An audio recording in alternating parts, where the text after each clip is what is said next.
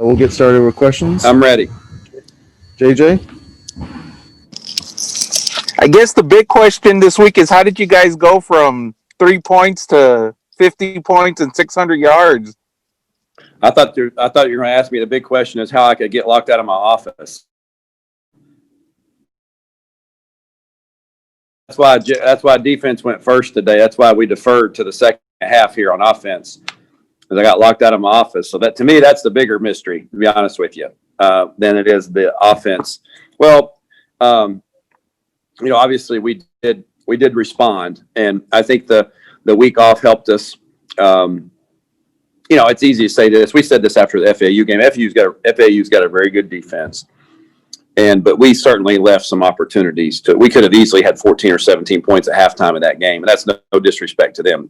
We didn't get it done. We had opportunities that we didn't capitalize on, and if you do that, the whole second half could have been a different story. But the bottom line is what you're inferring or saying is that we broke through. We had a breakthrough game. And it's going to be really critical how we respond to that. And we really challenge them that, because we certainly did not play perfect by any imagination. But a lot of our players really stepped up. They played very well. They made plays. And we need to use that as a springboard to play better. And I've told our guys this. That doesn't mean statistically, I'm not concerned about that. Just to play better, to get better, to put a step forward. Whatever that looks like takes a different shape each week, as we all know. But nonetheless, we were proud to be a part of what we did. The players deserved a game like that and worked hard to have a game like that, and that was fun. Did I see a play where you had a tight end lined up at tackle, and the tackle kind of out wide, and then there was a misdirection play down at the goal line? Were you more creative this week, or was that just something that just how it worked out with as far as calling the plays? Well, yeah, those are, we have a certain set of plays that, that we've kind of carried for a long time that's been incubating, so to speak. And we broke them out of their shell, I guess, during the game the other day. And we've done some other ones that have not, obviously the timing of those calls and the execution is really what it comes down to. And we've pulled the trigger on some other ones that have not gone as well. We had one against La Tech on fourth down where Julian Williams caught a ball and threw it back to Frank. They got us a first down. And so we just feel like that there's a certain level, certain element of those that you always need to carry. It's the timing of when you call them and the way they're executed. We've been practicing the one with Oscar really since the inception of fall camp, and just felt like it was the perfect time to break it out. It was well executed, and it was a well done play. Hey, Greg. Yeah, Barry, I was going to ask about that play. That was was that like an original concept for you, or did you pick that up somewhere? How do you develop that? Which one are we talking about, Greg?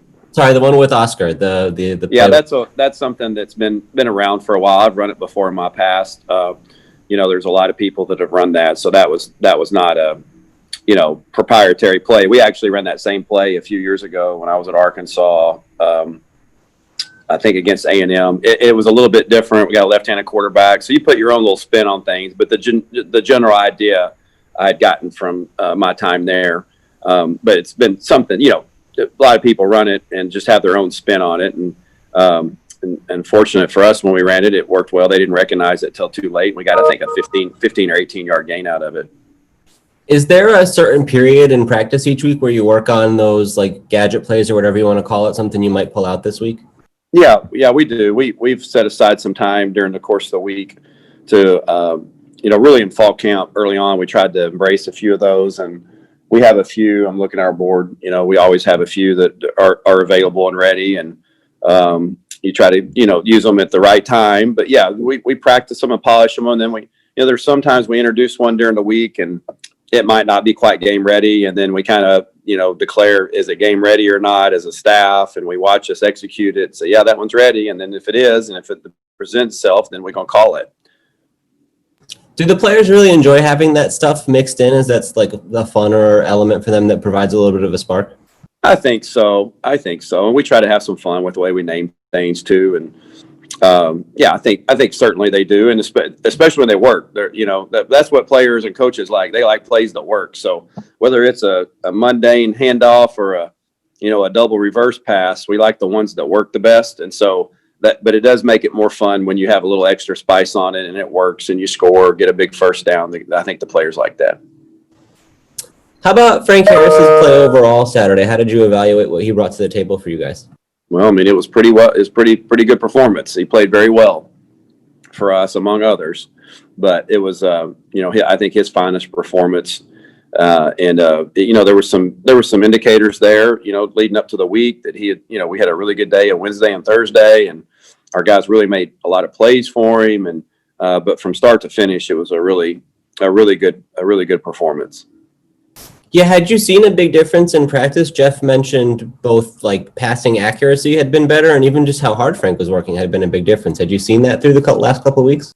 Yeah, I think so. And subtly, I mean, he's got great energy and attention to detail when it comes to practice. He really likes practice. He understands the importance of practice, and every rep matters. And that's an infectious attitude that, I just think you see a guy, and you see guys at all positions, I think, that are starting to get comfortable with what we're doing and understand better what we're doing each week. And, hopefully that'll continue to show up down the stretch. One thing Frank said that was really interesting was that you'd kind of given him the keys to the offense, was his term, as the year's gone on. How has his sort of freedom to make checks or adjustments expanded as time goes on?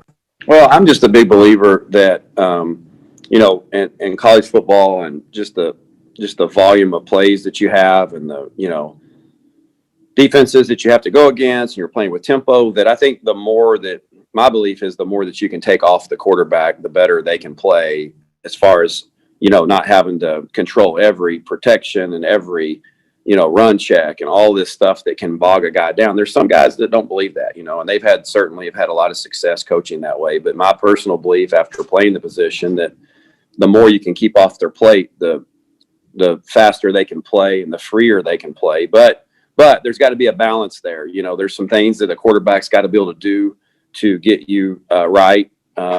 If you made a call that maybe not the ideal look. And so we've certainly given Frank some more freedom here these last few weeks, and we'll continue to do so to help him, play his best. How does that progress? What are the next steps or other things he can kind of pick up or add to be able to do more in that way?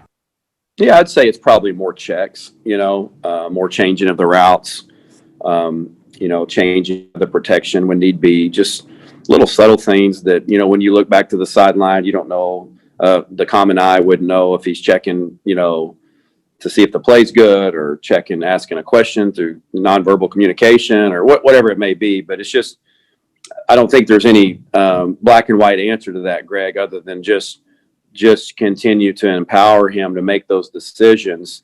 And it's really important when you get to that point that he sees the game the way I see the game. That doesn't mean I see the game better than him or, better than somebody else, another coach. It's just, this is how I see the game. This is how our offense is structured. And the more we're with each other, the more we start to think alike. And the more we think alike, the better off that we'll be on being on the same page and give us a better chance to execute.